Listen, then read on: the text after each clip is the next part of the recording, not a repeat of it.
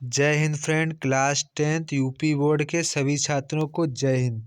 आज का जो हमारा टॉपिक है विज्ञान का सैंपल पेपर है, जो कि आपकी बोर्ड और प्री बोर्ड परीक्षा के लिए वेरी वेरी इम्पॉर्टेंट है। आपकी बोर्ड परीक्षा का लगभग 1 महीना बचा है।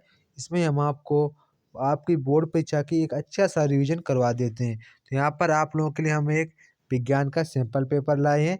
इसको आप तैयार कर आप अपनी बोर्ड परीक्षा में अच्छा स्कोर कर सकते हैं। इस बार आपको हर एक सब्जेक्ट में 90 प्लस का स्कोर रखना है। तो हम लोग बिना किसी देरी के वीडियो को करते हैं स्टार्ट। अगर आप हमारे वीडियो पर नए तो जल्दी से चैनल को कर दें सब्सक्राइब और वीडियो को लाइक करना है तो बिल्कुल ना भूलें। तो यहाँ पर सबसे पहले आपको जो पेपर होता है वो आपका 70 मार्क्स का होता है और आपको 3 घंटे 15 मिनट का समय दिया जाता है। तो हम लोग अब वीडियो को करते हैं स्टार्ट।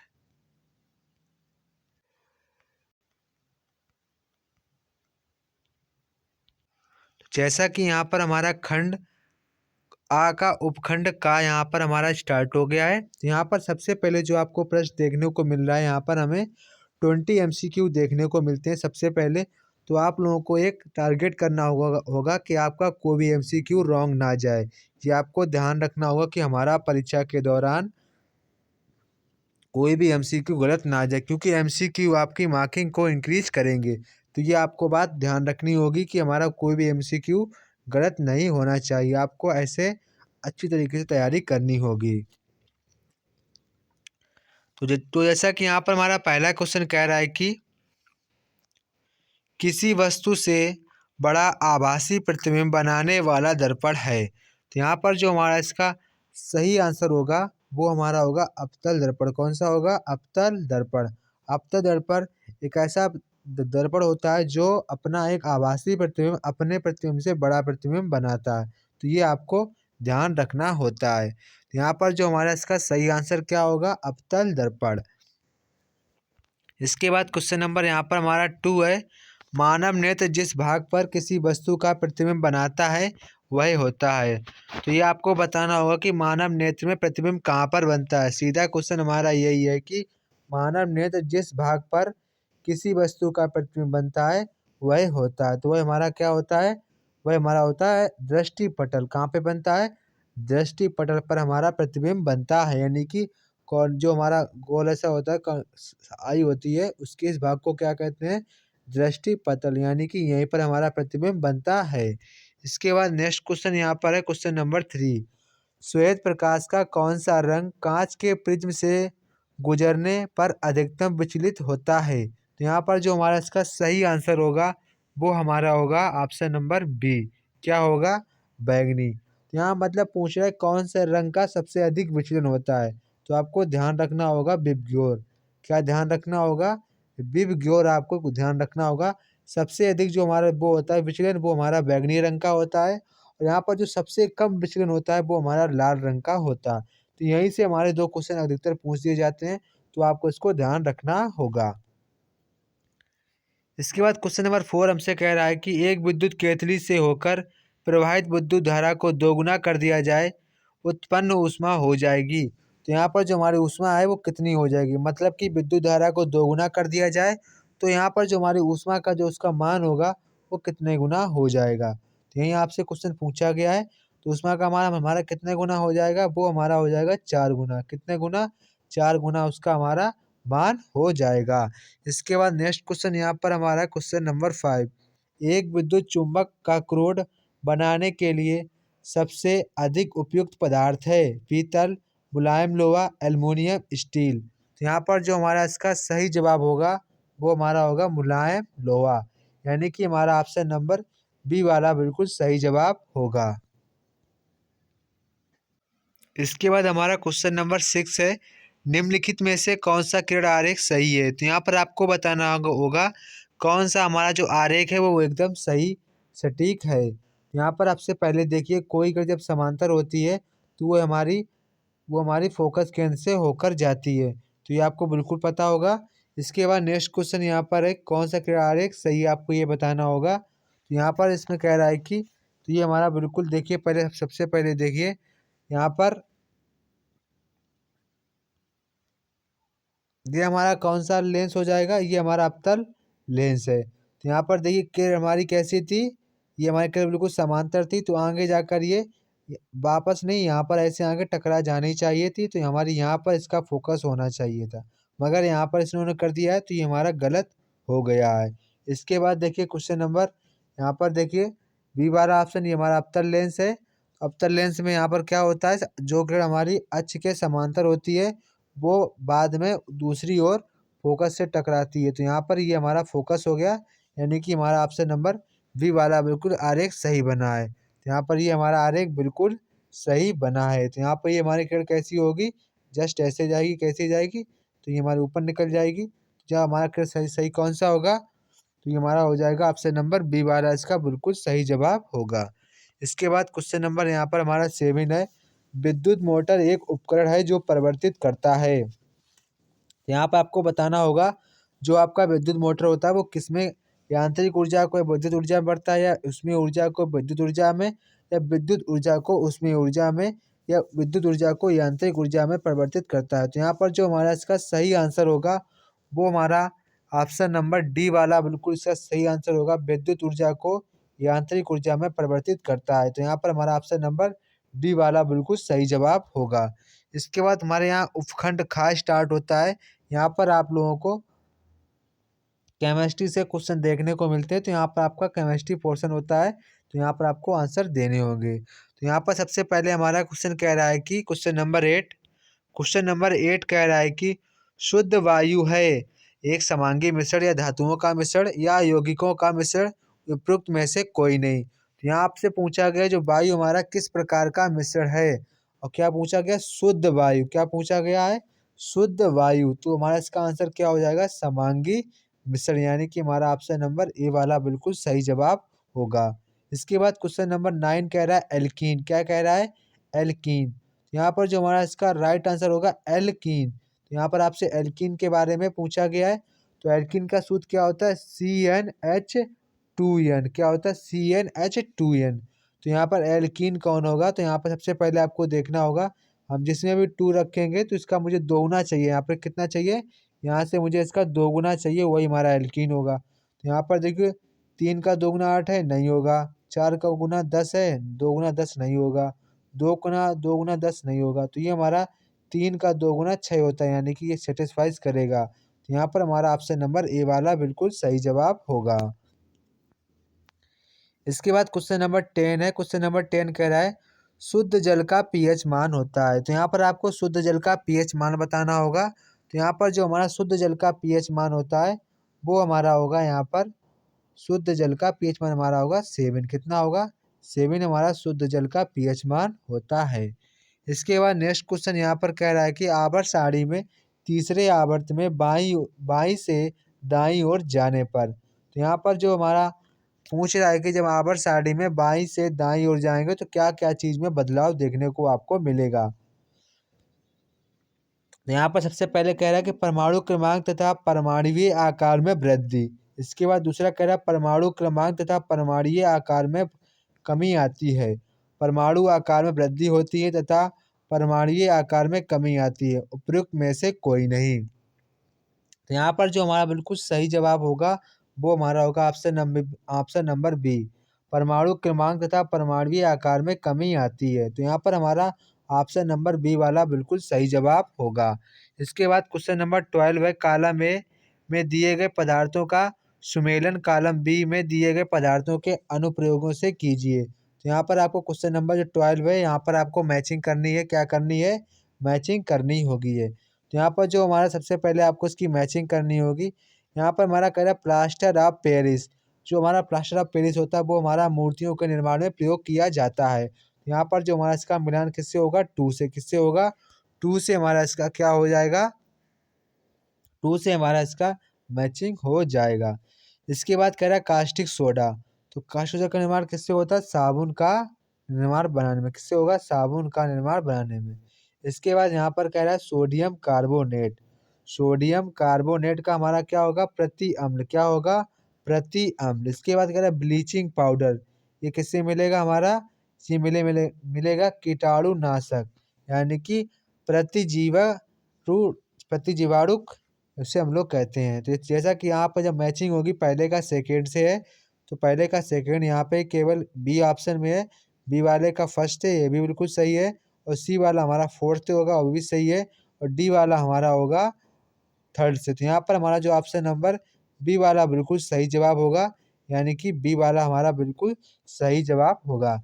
ये हमारी मैचिंग होगी, इसको आपको ध्यान रखना होगा। इसके बाद यहाँ पर हमारा क्वेश्चन नंबर हो जाएगा 13। तो यहाँ पर हमारा क्वेश्चन नंबर 13 कह रहा है कि निम्नलिखित में से मैथिल ऑरेंज मिलाने पर कौन सा लाल हो जाएगा। अगर आप किस विलयन में मैथिल ऑरेंज को मिला देते हैं तो वह विलयन लाल हो जाएगा। तो वह विलयन हमारा कौन सा विलयन होगा। तो वह विलयन जो हमारा होगा वह हमारा होगा H2SO4 जलीय, यानी कि हमारा ऑप्शन नंबर बी बिल्कुल सही जवाब होगा। H2SO4 जलीय माध्यम में लेना होगा। इसके बाद हमारा क्वेश्चन नंबर यहाँ से बायो से क्वेश्चन आते हैं। यहाँ से हमारा बायोलॉजी पोर्शन के क्वेश्चन आते हैं। तो जैसा कि यहाँ पर हमारा पहला क्वेश्चन कह रहा है कि नवीकरणीय ऊर्जा का एक पर्यावरण हितैषी स्रोत है। तो यहाँ पर आपको बताना होगा नवीकरणीय ऊर्जा का पर्यावरण का एक हितैषी स्रोत क्या होगा। तो यहाँ पर जो हमारा इसका राइट आंसर होगा वो हमारा होगा तो यहाँ पर जो हमारा इसका राइट आंसर होगा वो हमारा होगा पवन ऊर्जा। क्या होगा? पवन ऊर्जा हमारा इसका बिल्कुल सही जवाब होगा। इसके बाद नेक्स्ट क्वेश्चन यहाँ पर हमारा क्वेश्चन नंबर 14। क्वेश्चन नंबर 14 कह रहा है कि मेंडल प्रसिद्ध हैं। तो आपको बताना होगा मेंडल किस लिए प्रसिद्ध हैं। तो यहाँ पर जो हमारा बिल्कुल सही जवाब होगा, मेंडल ने आनुवंशिकता के नियम दिए हैं। यहाँ पर तो हमारे क्या हो जाएगा, ऑप्शन नंबर ए वाला बिल्कुल सही जवाब हो जाएगा। इसके बाद नेक्स्ट क्वेश्चन यहाँ पर कह रहा है कि शुक्राणुओं का निर्माण होता है। शुक्राणुओं का निर्माण होता है। तो यहाँ पर हमारा जो इसका बिल्कुल सही जवाब होगा वो हमारा क्या होगा, वृषण में। कहाँ पे होता है शुक्राणु का निर्माण, कहाँ पे होता है? वृषण में हमारा शुक्राणुओं का निर्माण होता है। इसके बाद क्वेश्चन नंबर 17 कह रहा है कि कूपिका वायु कोष्ठक पाई जाती है। तो यहाँ पर आपको बताना कि जो कूपिका नामक संरचना होती है वो किस अंग में पाई जाती है। तो यहाँ पर जो हमारा इसका सही जवाब होगा वो होगा फेफड़ों में कूपिका की संरचना पाई जाती है। इसके बाद क्वेश्चन नंबर 19, पौधों में जल परिवहन होता है। तो जल परिवहन किसके माध्यम से होता है? वो हमारा होता है जाइलम के माध्यम से पौधों में जल का परिवहन होता है। इसके बाद क्वेश्चन नंबर 19 कह रहा है कि एक स्वस्थ व्यक्ति में सामान्य रक्तदाब होता है। तो आपको बताना होगा अगर कोई आदमी हेल्थ बिल्कुल हेल्दी है तो यहाँ पर आपको बताना होगा उसका सामान्य रक्तदाब कितना होता है। तो यहाँ पर हमारा जो उसका सामान्य रक्तदाब होता है वो 120 और कम होगा 120/80। तो यहाँ पर हमारा ऑप्शन नंबर बी वाला बिल्कुल सही जवाब हो जाएगा। इसके बाद क्वेश्चन नंबर 20 कह रहा है कि निम्नलिखित में से कौन भारत के जल पुरुष के नाम से प्रसिद्ध हैं। ये क्वेश्चन हमारा वेरी वेरी इंपॉर्टेंट है, इसको आपको ध्यान रखना होगा। तो यहाँ से आप पूछा गया है कि जल पुरुष को कौन से व्यक्ति को भारत के जल पुरुष के नाम से जाना जाता है। वो हमारे कौन थे? Rajendra Singh. Option number C वाला हमारा इसका बिल्कुल सही जवाब होगा। इसके बाद क्वेश्चन नंबर खंड बा स्टार्ट होता है। यहाँ से आपके वर्णनात्मक प्रश्न स्टार्ट होते हैं। तो यहाँ पर जैसा कि हमारा पहला क्वेश्चन पूछा गया है, उत्तर दर्पण द्वारा उसके ध्रुव और अनंत के बीच रखे एक बिंब वस्तु के प्रतिबिंब बनने वाला नामांकित आरेख बनाइए तथा बने हुए प्रतिबिंब के गुण बताइए। और वाहनों में उत्तर दर्पण फर्स्ट दर्पण के रूप में प्रयोग वरीयता क्यों देते हैं। तो यहाँ पर आप लोगों से 3 प्रश्नों के उत्तर पूछे गए, तो आपको तीनों प्रश्नों के उत्तर देने होंगे। सबसे पहले आपको ये बताना होगा कि जैसे कि हम वाहनों में उत्तर दर्पण का प्रयोग करते हैं वो क्यों करते हैं, वो आपको बताना होगा। जैसा कि आप लोगों को पता होगा आभासी सीधा तथा वस्तु से छोटा वाहनों में से इसे इसलिए वरीयता दी जाती है क्योंकि इसका दृष्टि क्षेत्र सबसे बड़ा होता है। तो ये हमारा इसका ऑफिशियल रीजन हो जाएगा, इसका दृष्टि क्षेत्र सबसे बड़ा होता है। इसके बाद आप लोगों को जैसा कि पहला पूछा गया है, उत्तर दर्पण उसके ध्रुव तथा अनंत के बीच रखे वस्तु का प्रतिबिंब बनाना होगा, स्क्वायर आरेख खींचना होगा। तो आपको कैसे बनाना होगा, यानी कि ये हमारा उत्तल दर्पण है, इसको आपका अक्ष खींचना होगा, यहाँ पर आपको वस्तु रखनी होगी, इसके बाद आपको ऐसे करना होगा। तो यहाँ पर हमारा इसका प्रतिबिंब बनता है, ये आपको पता होगा। फिर आपको करना होगा यहाँ पर जो इसका फोकस केंद्र होगा उसकी ओर आपको ऐसे लाइट ले जानी है। तो यहाँ पर ऐसे आप ले जाएँगे तो यहाँ से आपकी वापस जाएगी, फिर आपको टकराएगी यहाँ पे, तो यहाँ पर हमारा इसका प्रतिबिंब बनेगा। तो आपको ऐसे खिड़ारेख बना लेना होगा। इसके बाद क्वेश्चन नंबर 22 कह रहा है कि चित्र बनाकर समझाइए कि दीर्घदृष्टि दोष कैसे संशोधित किया जा सकता है। और एक दीर्घदृष्टि दोष युक्त नेत्र का निकट बिंदु 75 सेंटीमीटर है। इस दोष को दूर करने के लिए आवश्यक लेंस की फोकस दूरी क्या होगी और सामान्य नेत्र का निकट बिंदु 25 सेंटीमीटर है। तो यहाँ आपसे कुछ जो क्वेश्चन पूछा गया है, नेत्र की फोकस दूरी कितनी होगी, मतलब कि लेंस की फोकस दूरी कितनी होगी, वो हमारी होगी 37.5। और किस लेंस का प्रयोग करना चाहिए, हमें प्रयोग करना चाहिए उत्तल लेंस का। किसका प्रयोग करना चाहिए, उत्तल लेंस का। तो ये हमारा इसका आंसर होगा।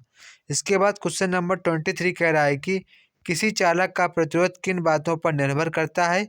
एक विद्युत बल्ब 80 वोल्ट पर संचालित करने पर 10 एम्पीयर विद्युत धारा लेता है। बल्ब को 240 वोल्ट पर संचालित करने के लिए कितना प्रतिरोध तथा उसके श्रेणी क्रम में जोड़ना चाहिए जिससे कि वह धारा ले। तो इस क्वेश्चन को आपको खुद से सॉल्व करना होगा। यहाँ पर जो हमारा इसका आंसर आएगा वो हमारा यानी कि तुल्य प्रतिरोध इसका हमारा कितना होगा, वो हमारा इसका तुल्य प्रतिरोध निकल कर आएगा 18 ओम। कितना आएगा, 18 ओम। कितना आएगा, 18 ओम। तो इस क्वेश्चन को आप सॉल्व नहीं कर पा रहे हैं तो आप मुझे इस नंबर पर व्हाट्सएप मैसेज करेंगे तथा क्वेश्चन की स्क्रीनशॉट भी आपको लेकर भेजनी होगी, तब आपको हम इसका पूरा सॉल्यूशन दे देंगे। इसके बाद क्वेश्चन नंबर 24 कह रहा है कि किलोवाट घंटा को परिभाषित कीजिए। 1 किलोवाट घंटा कितने जूल के बराबर होता है। इसके बाद यहाँ पर क्वेश्चन ये भी कह रहा है कि एक विद्युत केतली पर 220 वोल्ट 2.2 किलोवाट अंकित है। यह 3 घंटे के लिए कार्य करती है। प्रयुक्त ऊर्जा तथा प्रवाहित विद्युत ऊर्जा की गणना कीजिए। तो यहाँ पर आपको सबसे पहले बताना होगा 1 किलोवाट घंटा वो कितने जूल के बराबर होता है। तो आपको लिखना होगा 1 किलोवाट घंटा, तो हमारा कितने घंटे के बराबर होता है, कितने जूल की 3.6 इंटू 10⁶ जूल के बराबर होता है। तो ये आप सभी को पता होना चाहिए है। इसके बाद नेक्स्ट क्वेश्चन यहाँ पर कह रहा है कि उसमें कितनी 3 घंटे के लिए तो विद्युत धारा के मान ज्ञात कीजिए। तो यहाँ पर जो हमारा विद्युत धारा का मान निकल के आएगा वो हमारा होगा 10 एम्पियर। कितना होगा, 10 एम्पियर आंसर इसका निकल कर आएगा। तो ये क्वेश्चन आपको 24 आपको खुद से करना लगाना है और आपको जो हमने आंसर बता दिए हैं। इसका आंसर कितना आएगा, 10 एम्पियर। इसका भी आंसर मैंने बता दिया है। इसका अगर आपको ये नहीं आता है तो आप नीचे वाला भी प्रश्न कर सकते हैं। जैसा कि यहाँ पे कह रहा है किसी चुंबकीय क्षेत्र में धारावाही चालक पर लगने वाले बल को बढ़ाने के लिए 2 उपाय लिखिए। इस प्रभाव पर कार्य करने वाले एक उपकरण का नाम लिखिए। नामांकित चित्र की सहायता से फ्लेमिंग के बाएं हाथ का नियम लिखना है। तो ये क्वेश्चन हमारा कुछ हार्ड हो जाता है, आपको इसको नहीं छूना होगा, आपको लगभग 24 वाला ही ऊपर वाला ही करना होगा। इसके बाद हमारा जो नेक्स्ट खंड है वो हमारा उपखंड ख है। यहाँ पर आपको सभी के आईयूपीएसी नेम लिखने होंगे। तो जैसा कि आपको यहाँ पे जो पहला दिख रहा है इसका हमारा जो आईयूपीएसी नेम होगा वो आपको साथ साथ में लिखते रहना है। 3 क्लोरो क्या होगा, 3 क्लोरो क्या होगा, 3 क्लोरो होगा, 3 क्लोरो 1 प्रोपीन क्या होगा, 1 प्रोपीन। तो ये हमारे पहले का आईयूपीएसी नेम होगा, 3 क्लोरो 1 प्रोपीन ये हमारा पहले का आईयूपीएसी नेम होगा। इसके बाद सेकेंड जो खा वाला है, खा वाले का आपको आईयूपीएसी नेम लिखना होगा। तो यहाँ पर जो हमारा इसका आईयूपीएसी नेम होगा वो हमारा होगा 2 हाइड्रोक्सी क्या लिखना होगा, hydroxy 2 hydroxy propanoic 2 hydroxy propanoic acid. ये हमारे दूसरे का आईयूपीएसी नेम होगा 2 हाइड्रोक्सी प्रोपेनोइक एसिड। तो ये हमारे दूसरे का आईयूपीएसी नेम हो जाएगा। इसके बाद आपको गा वाले का आईपीएसी नेम लिखना होगा। तो गा वाले का जो हमारा आईपीएसी नेम होगा वो हमारा होगा four four ethyl four ethyl four ethyl heptane. क्या होगा? Four ethyl heptane. तो ये हमारे चौथे वाले का आईपीएसी नेम हो जाएगा फोर एथिल हेप्टेन। हमारा फोर्थ वाले का आईपीएसी नेम हो जाएगा। इसके बाद घा वाले का आपको आईपीएसी नेम लिखना होगा। तो यहाँ पर हमारे घा वाले का आईपीएसी नेम होगा ब्रोमो ब्रोमो क्लोरो। क्या होगा? Bromo chloro आइडो। क्या लिखना होगा? आइडो मेथेन। तो ये हमारा सबसे लास्ट वाले का आईपीएसी नेम होगा ब्रोमो क्लोरो आइडो मेथेन। तो ये हमारा गा वाले का आईपीएसी नेम होगा। इसके बाद क्वेश्चन नंबर 26। तो यहाँ पर आप लोग क्वेश्चन नंबर 26 कह रहा है कि क्लोरीन परमाणु क्रमांक 17 का इलेक्ट्रॉनिक विन्यास लिखिए। आवर्त सारणी में इसकी स्थिति स्पष्ट कीजिए तथा इसकी संयोजकता भी बताइए। तो यहाँ पर आपको बैलेंसी इसकी एक निकल कर आएगी। आपका इसका इलेक्ट्रॉनिक विन्यास भी करना होगा और साथ में आपको इसकी आवर्त सारणी में स्थिति का भी वर्णन करना होगा। तब आपको 4 नंबर मिलेंगे। लगभग आपको इसको 2.5 पेज में आंसर लिखना होगा विथ हेडिंग। इसके बाद यहाँ पर आप लोगों से क्वेश्चन नंबर 27 आपको रासायनिक समीकरणों को संतुलित करना होगा। ये हमारी अनबैलेंस्ड रिएक्शन लिखी है। तो यहाँ पर जैसा कि आपके सामने जो रिएक्शन लिखी है C6H12O6 plus O2 dash CO2 plus H2O। तो यहाँ पर आपको ये जो रिएक्शन दी गई अनबैलेंस्ड है। सबसे पहले जहाँ पे O2 लिखा है इस जगह यहाँ पर आपको करना हो 6O2। क्या करना होगा? 6O2। इसके बाद आपको यहाँ पर 6 करना होगा। इसके बाद आपको जो वाटर है वाटर के आगे भी आपको 6 लिखना होगा। तो ये हमारी इसकी संतुलित रिएक्शन हो जाएगी। क्या हो जाएगी? संतुलित रिएक्शन हो जाएगी। इसके बाद खा वाला देखिए। तो यहाँ पर खा वाला कह रहा है कि COO3 plus HCl CaCl2 plus H2O plus CO2। तो आपको इसको भी बैलेंस करना होगा। तो यहाँ पर जैसा कि आपको HCl दिख रहा होगा तो आप HCl के आगे लिख देंगे 2HCl। क्या लिख देंगे? 2HCl। फिर इसके बाद आपको कुछ नहीं करना होगा, आपकी पूरी रिएक्शन बैलेंस हो जाएगी। इसके बाद आप गा वाला देखेंगे तो जैसा कि गा वाला आपने देख लिया होगा तो आपको गा वाले का भी बैलेंस करना होगा। तो यहाँ पे आपको कुछ नहीं करना होगा, सिर्फ आपको n के आगे 2 लगा देना होगा यहाँ पर। ये आपकी रिएक्शन बैलेंस हो जाएगी। फिर आप घा वाले को देखेंगे तो घा वाले आपको बड़े आराम से देखना होगा क्योंकि इस रिएक्शन को बड़ा ही थोड़ा सा हार्ड रिएक्शन है। MnO2 आपको जस्ट इसी के आगे लगा देना 4HCl। क्या लगा देना है? 4HCl MnCl2 H2O। तो आपको यहाँ पे H2O लिखा है, यहाँ पर आपको 2 लगा देना है 2H2O। तो ये हमारी सारी रिएक्शन बैलेंस हो गई। इसके अगर आपको बैलेंस करना नहीं आता है तो आप नीचे वाले पर टिप्पणी भी कर सकते हैं। आप इन पर टिप्पणी भी लिख सकते हैं। जैसा कि यहाँ पे क्या निम्नलिखित पर संक्षिप्त टिप्पणी लिखिए। तो आपको इस पर टिप्पणी करना होगा। ऑक्सीकरण अभिक्रिया, प्रतिस्थापन अभिक्रिया, भर्जन, यानी आपको इस पर टिप्पणी करना होगा। लगभग आपको इसका 2 पेज में आंसर हेडिंग डालकर लिखना होगा। इसके बाद उपखंड गा स्टार्ट होता है। यहाँ से हमारा उपखंड गा। तो यहाँ पर आपको सभी क्वेश्चनों के आंसर देने होते हैं। जैसा कि यहाँ पर हमारा पहला कह रहा है मेंडल के नियम का वर्णन करना है। यानी कि जो हमारे मेंडल साइंटिस्ट है उन्होंने जितने नियम थे आपको सभी नियमों का वर्णन करना होगा। विथ हेडिंग डालकर आपको वर्णन करना होगा।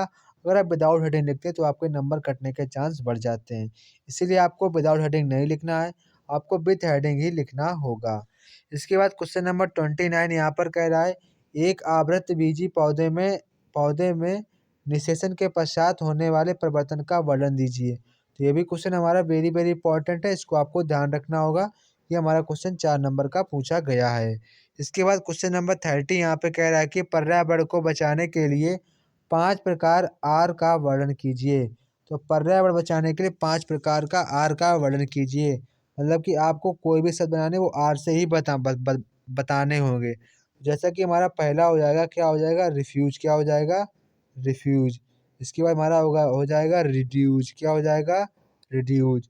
इसके बाद हमारा हो जाएगा रीयूज। क्या हो जाएगा? रीयूज। इसके बाद हमारा हो जाएगा रीपर्पज। क्या हो जाएगा? रीपर्पज। इसके बाद हमारा हो जाएगा रिसाइकिल। क्या हो जाएगा? रिसाइकिल। तो ये हमारे 5 आर हो गए। पहला हमारा हो जाएगा रिफ्यूज, फिर हमारा दूसरा हो जाएगा रिड्यूस, हमारा तीसरा हो जाएगा रीयूज, हमारा चौथा हो जाएगा हमारा रिपर्पज, हमारा पाँचवा हो जाएगा रिसाइकिल। तो ये हमारा 5 आर का नियम था, तो आपको इसको ऐसे वर्णन करना होगा। इसके बाद question number 31 very important question है। मानव के नर प्रजनन तंत्र का वर्णन कीजिए, अथवा आपको अगर ये नहीं आता है पुष्पी पात्रों में लैंगिक जन्म पर एक निबंध लिखना। तो ये हमारे क्वेश्चन थे। ये हमारे सभी क्वेश्चन, हमारा सैंपल पेपर खत्म हो गया। तो ये क्वेश्चन आज के आपके लिए थे, जो कि very very important question paper थे। अगर हमारे वीडियो पे नए हैं तो चैनल को कर लें सब्सक्राइब, क्योंकि आपको इसी तरीके के सैंपल पेपर आपको इसी चैनल पर मिलते रहेंगे। तो जय हिंद दोस्तों, फिर मिलते हैं अपने नेक्स्ट वीडियो में। अगर आपको वीडियो अच्छी लगे तो लाइक करना, कमेंट बॉक्स में कमेंट तो जरूर करना। जय हिंद दोस्तों, फिर मिलते हैं अपने नेक्स्ट वीडियो में।